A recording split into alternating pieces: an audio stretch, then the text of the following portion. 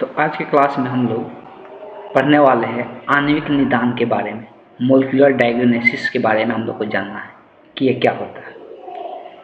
किसी भी रोग के प्रभावी उपचार के लिए उसकी प्रारंभिक पहचान, अर्ली डायग्नोसिस और रोग क्रिया विज्ञान को समझना आवश्यक है। तो देखो, किसी भी रोग को हम लोग प्रभावी उपचार करना चाहते हैं, उसको ठीक करना चाहते हैं, तो सबसे पहले उसको ईयरली मतलब शुरुआती हम लोग को डायग्नोसिस उसका पता होना चाहिए, उसकी पहचान करना चाहिए कि क्या दिक्कतें हैं, तभी जाके हम लोग क्या कर सकते हैं, उस रोग का निदान कर सकते हैं। सामान्यतः रोग का पता लगाने के लिए पैथोलॉजिक टेस्ट कराया जाता है। तो रोग का पता लगाने के लिए टेस्ट का प्रयोग किया जाता है, पैथोलॉजिक टेस्ट, ठीक है, जिसमें सीरम एवं मूत्र विश्लेषण आदि किया जाता है। इसमें सीरम का टेस्ट या मूत्र विश्लेषण का टेस्ट किया जाता है और इस टेस्ट द्वारा रोग का प्रारंभिक अवस्थाओं का पता लगाया जाना मुश्किल होता है। अब देखो, जब ये सब टेस्ट किया जाता है पैथोलॉजिक टेस्ट, तो इसके द्वारा प्रारंभिक अवस्था पता लगाना मुश्किल होता है। मतलब कोई भी बीमारी का शुरुआती जो अवस्था है वो पता लगाना मुश्किल हो जाता है, किसमें, पैथोलॉजिक टेस्ट में।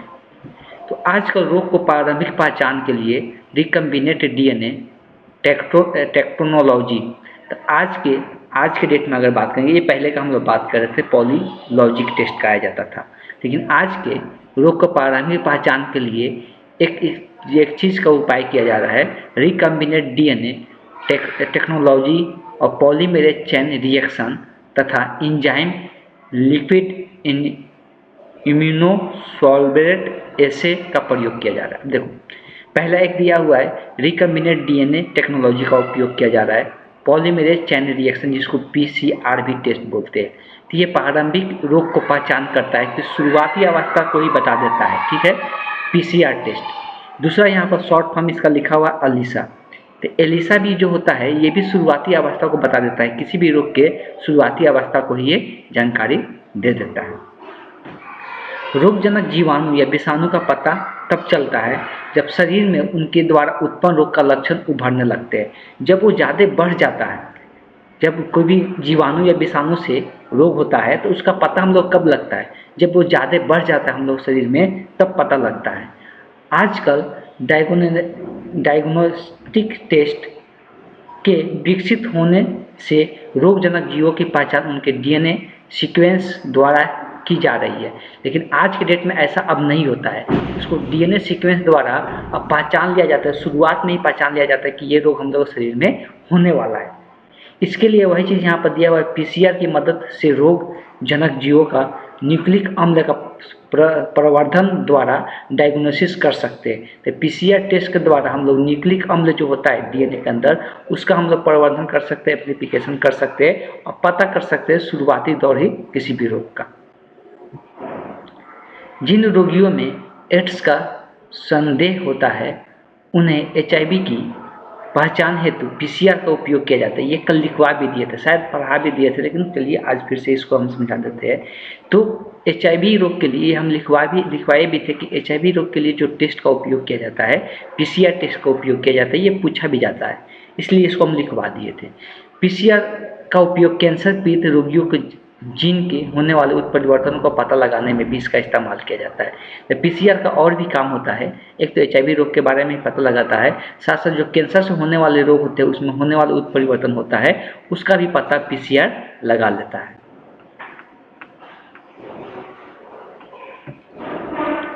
पीसीआर द्वारा डीएनए की बहुत कम मात्रा होने पर भी उसका पता लगाया जा सकता है। देखो, डीएनए में वो बहुत कम मात्रा भी रहेगा, फिर भी हम लोग पीसीआर टेस्ट से उससे पता लगा सकते हैं। यह इसलिए संभव हो पाता है कि डीएनए के साथ जब tank DNA polymerase enzyme primers, अब देखो टैंक डीएनए पॉलीमेरेज एंजाइम होता है प्राइमर्स तथा MgCl2 DMSO को मिलाकर थर्मल साइकिल में रिएक्शन कराया जाता है, तब बहुत सूक्ष्म मात्रा में उपलब्ध डीएनए भी कई गुना परिवर्धित हो जाता है। अब देखो, बहुत कम ही मात्रा में डीएनए भी उसमें बहुत सारे परिवर्धित हो जाता है। और पीसीआर के कार्य विधि के वितरण से आप पिछले अध्याय में पढ़ चुके हैं कि पीसीआर से हम लोग और चीज़ें हम लोग देख रहे थे, डायग्नोसिस कर रहे थे और अलग अलग बीमारियों को पता लगाने में भी ये मदद करता है। डीएनए या आरएनए के single strand radio active molecules से टैंग लिया जाता है तथा इनके कॉम्प्लीमेंट्री डीएनए से सक्रिय कराया जाता है और संकर की पहचान हो ऑटो रेडियोग्राफी द्वारा की जाती है। वे क्लोन जिसमें उत्परिवर्तन जीन होते हैं वो फोटोग्राफिक फिल्म पर दिखाई नहीं देते हैं, क्योंकि प्रोब या म्यूटेड जीन आपस में एक दूसरे के पूरक नहीं होते। अब देखो, जो हानिकारक जीन आया हुआ है डीएनए के अंदर, वो अगर हम लोग फोटोग्राफिक फिल्म पर देखने की कोशिश करेंगे तो वो दिखाई नहीं पड़ पाता है। इसका रीज़न ये है कि जो म्यूटेड जीन आया हुआ है, जो अलग जीन है, वो पहले वाले जीन के लगभग समान दिखता है, इसलिए पता नहीं चल पाता है। रोग की पहचान के लिए एलिसा तकनीक का भी प्रयोग किया जाता है। एलिसा टेक्निक भी इसका भी इस्तेमाल होता है। एंटीजन या एंटीबॉडी के सिद्धांत पर आधारित ये काम करता है एलिसा।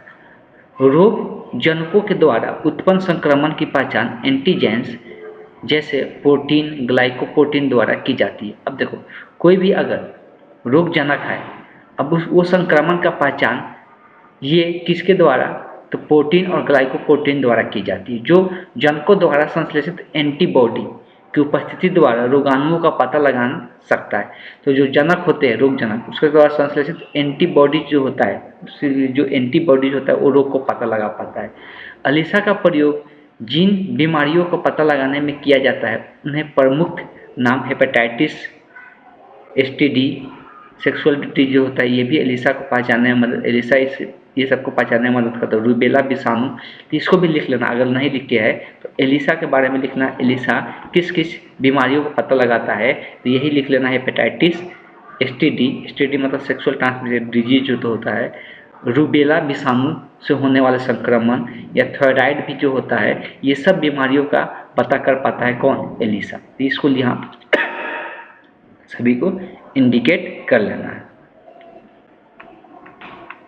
अब बात करते हैं परजीवी जंतु के बारे में। अच्छा, ये सब भी हम लोग थोड़ा बहुत कल शायद पढ़ लिए थे, नहीं यहाँ से ही पढ़ना था, यहाँ तक हम छोड़ दिए थे। अब हम लोग बात करते हैं परजीवी के बारे में। तो परजीवी क्या होता है, तो वे जंतु जिनमें डीएनए में परिचालन द्वारा बाह्य जीन व्यवस्थित होते हैं। अब देखो, परजीवी यहाँ पे मतलब समझाया, वे जंतु जिनमें डीएनए में परिचालन द्वारा बाह्य जीन भी उसमें व्यवस्थित होते हैं और अपना लक्षण व्यक्त करते हैं, उसे परजीवी जंतु कहते हैं। बाहर का कोई जीन उसके शरीर में क्या होता है, वो व्यवस्थित होकर वो अपना लक्षण दिखाता है, तो उसी को हम लोग परजीवी जंतु कहते हैं, जिस जंतु में ये रहेगा। वैज्ञानिक ने ट्रांसजेनिक बनाया है चूहा, खरगोश, सूअर, भेड़, बकरी, मछलियाँ बनाया गया है जिसमें बाहर का जीन उपस्थित है। इनमें सर्वाधिक संख्या मतलब 95% चूहे की है। इसमें जो बनाया गया है इसमें सबसे ज़्यादा संख्या किसका, चूहा का देखने को मिला है।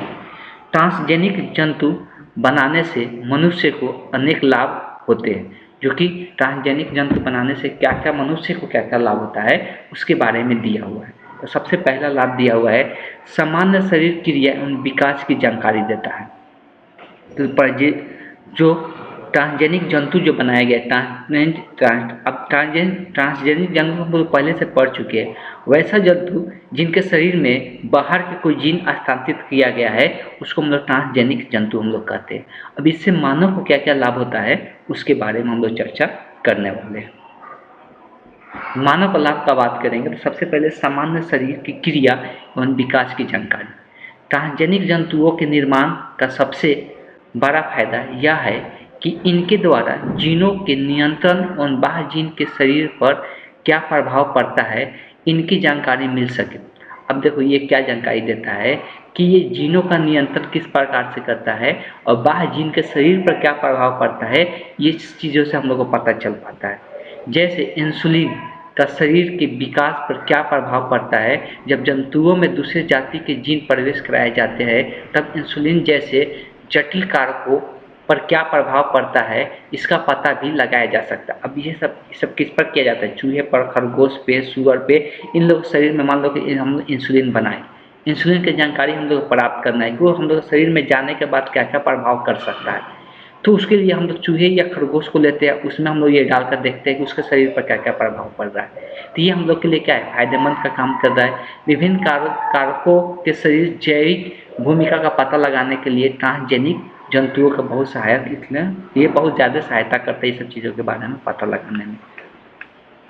अब आगे है रोगों का अध्ययन।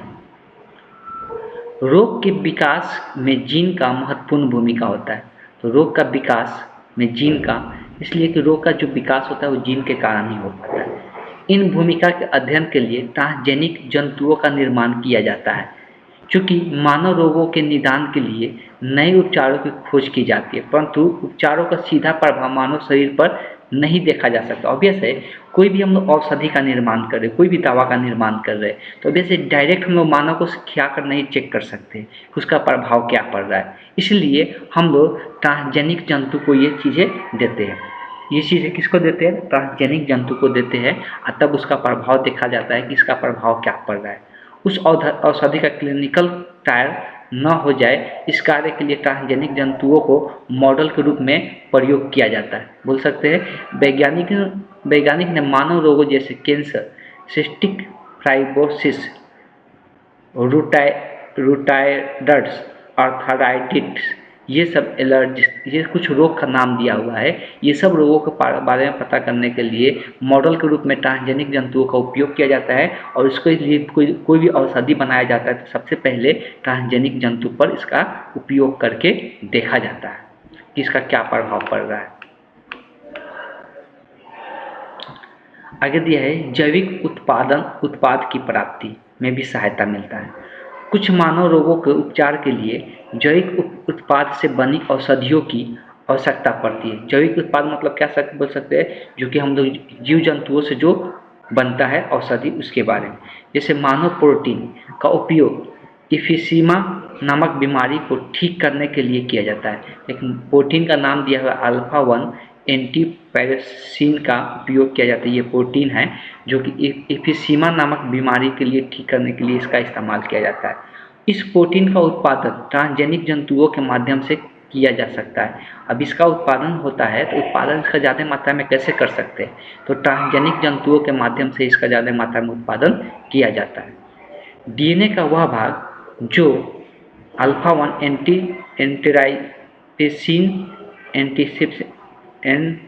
एंटीट्रिप्सिन बनता है।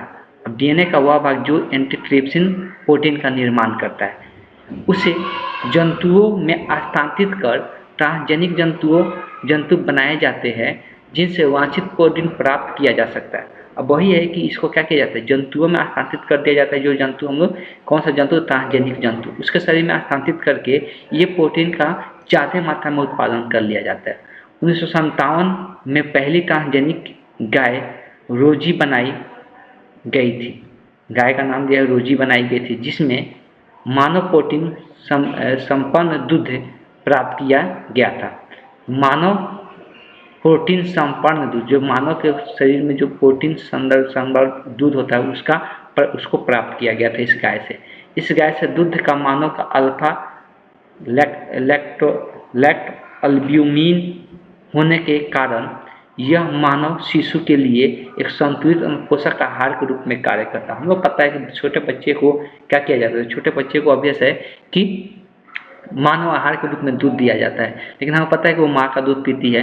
लेकिन अब गाय में भी ऐसा दूध का निर्माण उत्पादन कर लिया गया है जो बच्चे को पिलाया जा सकता है। यह अल्फा लैक्टोएम्ब्यूमिन सामान्य गाय के दूध नहीं पाया जाता है। ये सामान्य गाय के दूध में नहीं होगा, इस बात को भी ध्यान देना है। ये जिस गाय में ट्रांसजेनिक जंतु है ये गाय, उसी में इसका उत्पादन किया जाता है अलग से। ट्रांसजेनिक जंतुओं का निर्माण कर मानव रोगों जैसे फिनाइल कीटोन्यूरिया तथा प्रोटीन रेशमेता का सफलतापूर्वक उपचार किया जा सकता है। तो वही ट्रांसजेनिक जंतु के कारण ही यहाँ पर दो बीमारी दिया है, PKU और सिस्टिक फाइब्रोसिस एक बीमारी दिया है, इसका उपचार किया जा रहा है ट्रांसजेनिक जंतु का। अब आगे जो दिया है ये तो सबको इसके बारे में जानता है। टीका सुरक्षा। टीका सुरक्षा, हम लोग पता है कि टीका बनता है, हर एक का वैक्सीन बनता है। जब वैक्सीन बनता है तो डायरेक्ट हम लोग मानव पर उसका इस्तेमाल नहीं कर सकते, तो ट्रांसजेनिक जंतु में ही इसका इस्तेमाल किया जाता है। तो वही चीज़ लिखा हुआ है, मनुष्य के रोगों से बचाने के लिए कई प्रकार के टीके लगाए जाते हैं। इन टीकों का प्रयोग सीधे मानव के शरीर के बजाय उन्हें ट्रांसजेनिक जंतु में इसका पहले प्रयोग किया जाता है, जैसे चूहे ट्रांसजेनिक जंतु में इसका प्रयोग किया जाता है। पोलियो टीकों का प्रयोग मनुष्य के अपंगता रोकने के लिए होता है, जो विकलांग हो जाते हैं, पैर से कुछ हो जाता है, मुड़ा हुआ पैर आ जाता है, तो इस प्रकार की चीज़ों को रोकने के लिए पोलियो टीका का इस्तेमाल किया जाता है। वैक्सीन टीका कितना सुरक्षित है, इसकी जांच के लिए इससे पहले चूहों में लगाया जाता है और चूहों पर सफलतापूर्वक परीक्षण के उपरांत इन टीकों को बंदर के शरीर में लगाकर इसकी सुरक्षा की जांच की जाती है। फिर चूहा में जांच करने के बाद फिर बंदर में भी इसका जांच किया जाता है। यह भी सफल और विश्वसनीय परीक्षण के बाद पोलियो के टीके मानव के बच्चे में लगाए जाते हैं और ट्रांसजेनिक चूहों का प्रयोग कर बंदर पर किए जा रहे प्रयोगों का रोका जा सकता है। अब देखो, जो बंदर में हम लोग प्रयोग कर रहे हैं इसको अब खत्म करके सिर्फ हम लोग चूहा में ही इसका प्रयोग कर सकते हैं, इसलिए चूहा का हम लोग ज़्यादा मात्रा में निर्माण कर सकते हैं, लेकिन बंदर का हम लोग ज़्यादा मात्रा में निर्माण नहीं कर सकते, इसलिए बंदर पर भी करना खतरनाक होता है।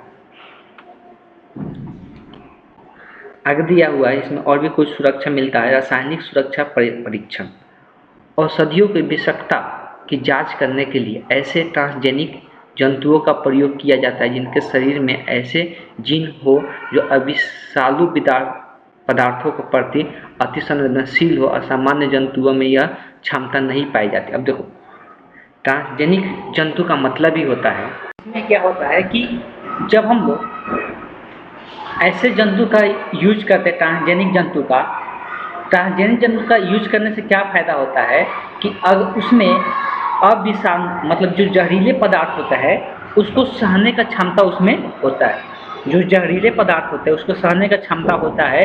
इसीलिए कोई परीक्षण ट्रांसजेनिक जंतु में ही आज के डेट में किया जा रहा है। ठीक है, अब हम लोग बात करेंगे कुछ नैतिक मुद्दे के बारे में। नैतिक मुद्दा का मतलब ये होता है समाज से रिलेटेड बातें।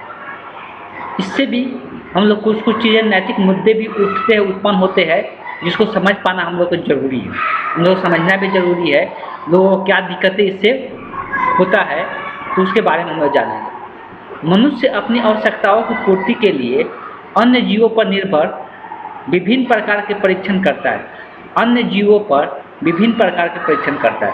तो ये अभ्यास है कि मनुष्य अपना आवश्यकता के अनुसार अपने पूर्ति के लिए अन्य जीवों पर क्या करते हैं, परीक्षण करते हैं।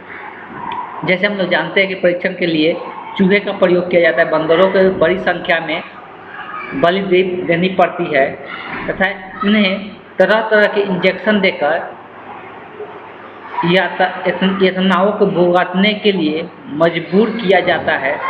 क्योंकि इसी तरह प्रयोग के लिए कोई नियमावली नहीं बनी है और इस कारण जानवरों के अमानवीय यातना झेलनी पड़ती है। अतः वैसे मानवीय क्रियाकलाप जो अन्य जीवधारियों के लिए असुरक्षात्मक हो, रोकने के लिए कुछ नैतिक मापदंडों की आवश्यकता होता है। वही चीज़ें यहाँ पे दिया हुआ है कि ऑब्वियस हम लोग के लिए तो बहुत सारी चीज़ें देखने को मिलता है, लेकिन कुछ जानवरों का यहाँ पर बलि दिया जा रहा है, बहुत सारे जानवरों पर जो प्रयोग किया जा रहा है, बहुत सारे जानवरों मर जाते हैं, तो उन लोगों के लिए क्या, उन लोगों के लिए कोई नियम कानून ही नहीं बनाया गया।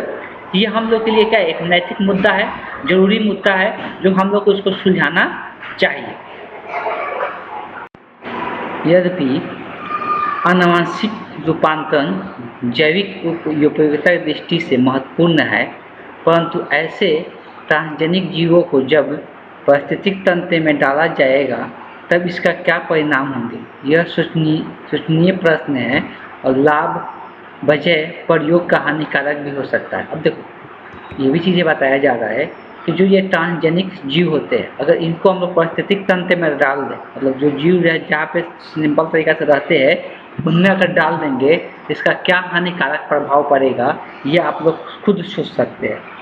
इन कार्यों की मॉनिटरिंग के लिए भारत सरकार ने एक संगठन जेनेटिक इंजीनियरिंग अप्रूवल कमेटी की गठित किया है।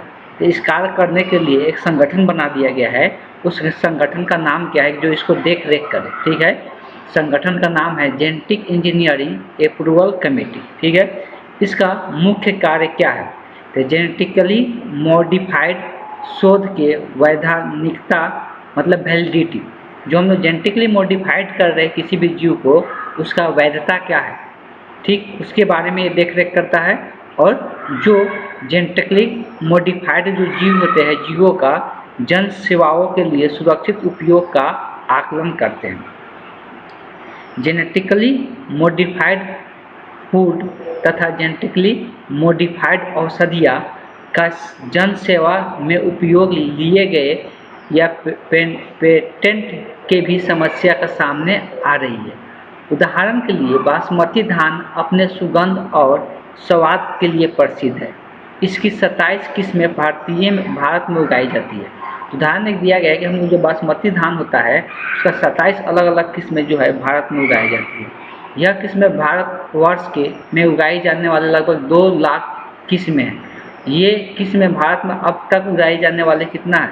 2 लाख किस्में हैं।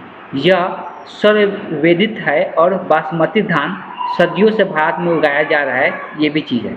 लेकिन पेटेंट का मतलब क्या होता है कि कोई चीज़ अगर मेरा है, उसको कोई दूसरा कोई बोल देता है कि नहीं ये मेरे द्वारा उत्पन्न किया गया है, मेरे द्वारा बनाया गया है, उसी को हम लोग पेटेंट के नाम के जानते हैं।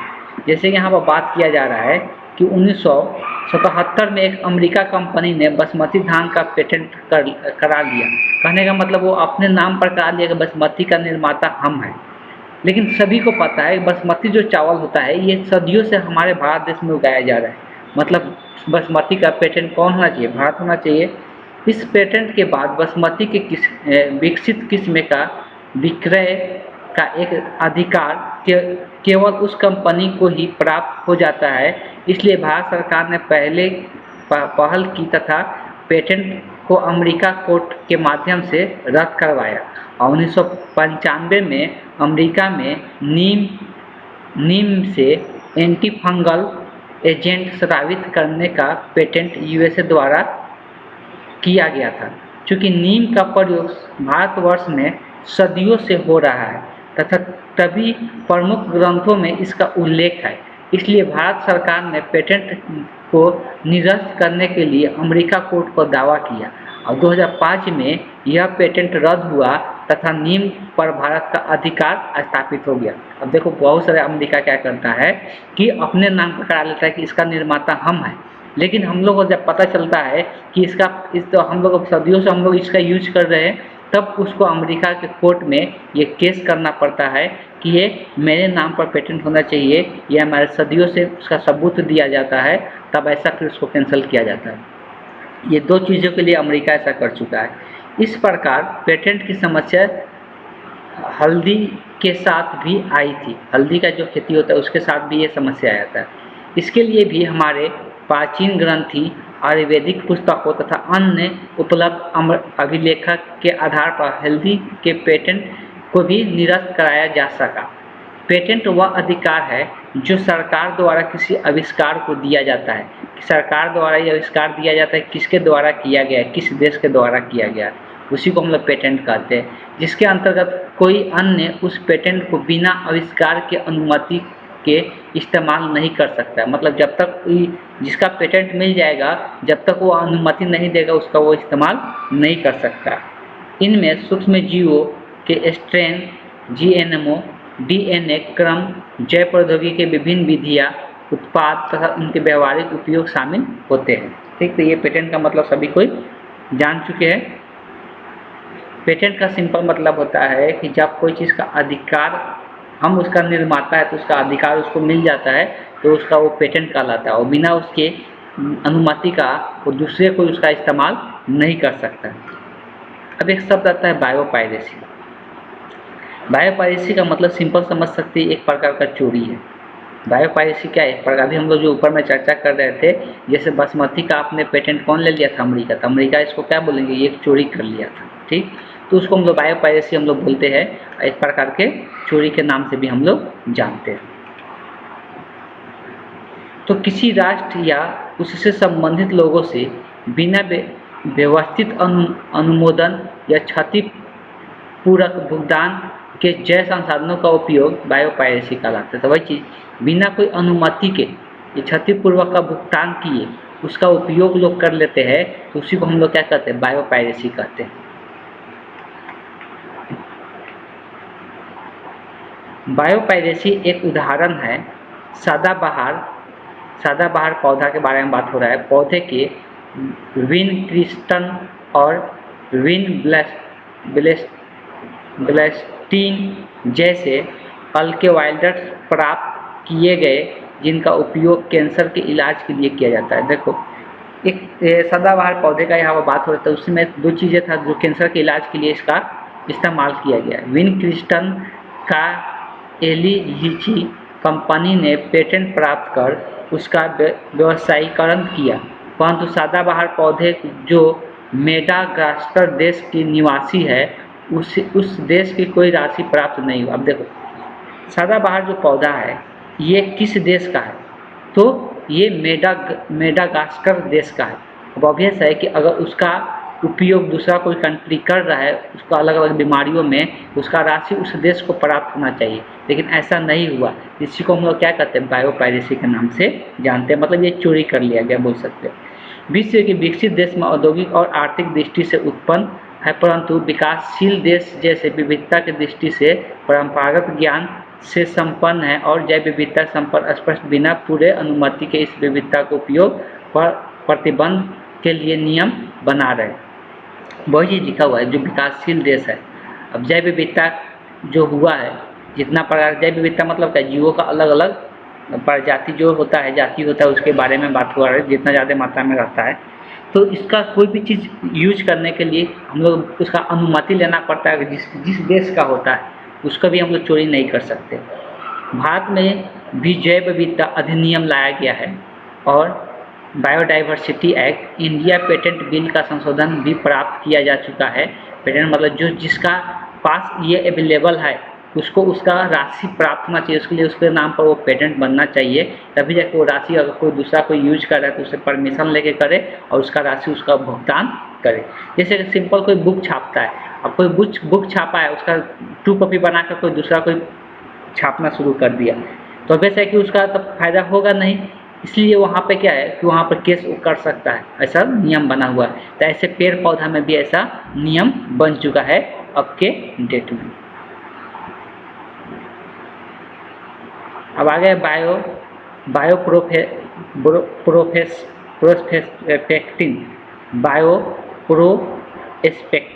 बायोप्रोस्पेक्टिन जीवों से उन यौगिकों को प्राप्त करना जिनका परंपरागत चिकित्सा पद्धति में उपयोग नहीं किया गया है,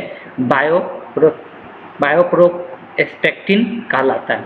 अब बायोप्रोस्पेक्टिन क्या होता है, तो अभी तक जीव से वैसा कोई पदार्थ प्राप्त करना जो अभी आगे हम लोग उसका उपयोग नहीं किए हैं, लेकिन जब वैसा पदार्थ प्राप्त करके रखते हैं तो उसको हम लोग क्या कहते हैं, बायोप्रोस्पेक्टिन के नाम से जानते हैं। ये चैप्टर में हम लोग को इतना ही पढ़ना था। ये चैप्टर इसी के साथ ये कंप्लीट हुआ। ये 12 चैप्टर था। अगले क्लास से हम लोग अगला चैप्टर स्टार्ट करेंगे। आज की क्लास को हम यहीं पर एंड करते हैं।